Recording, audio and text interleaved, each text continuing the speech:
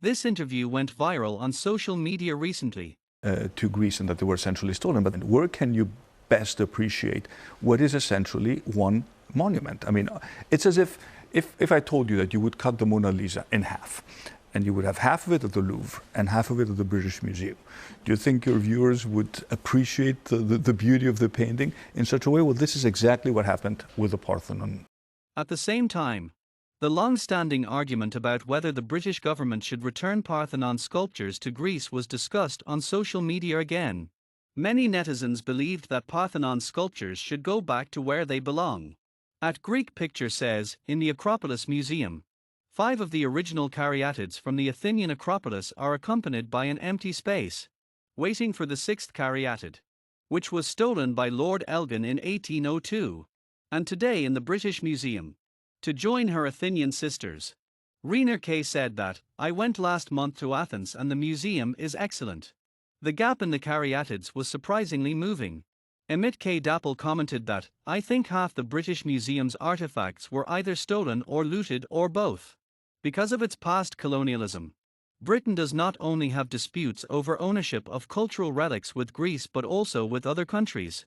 Let's take the well-known British Museum as an example. A vast number of artifacts it keeps bear marks of being looted or stolen from their homelands.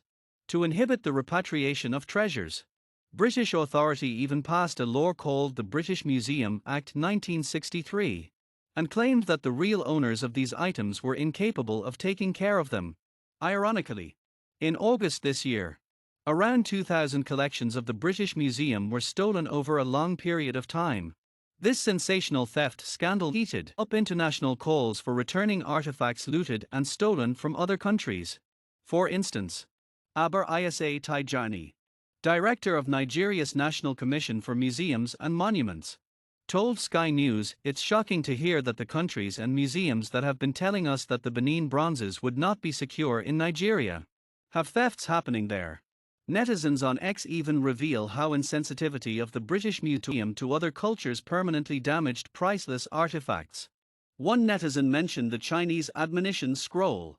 The admonition scroll was stored in the Summer Palace of Beijing before it was stolen when the Eight-Nation Alliance invaded China, and it later ended up in the British Museum. Grey Fox on X said that the British Museum at the time it acquired the admonition scroll didn't know how to display or keep it properly, and proceeded to cut it into 3 pieces.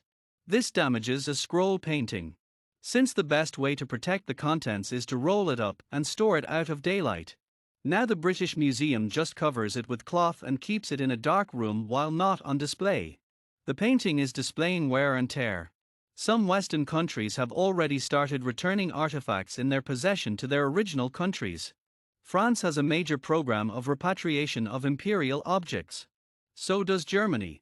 What are the reasons for Britain to hold back cultural treasures that don't belong to them?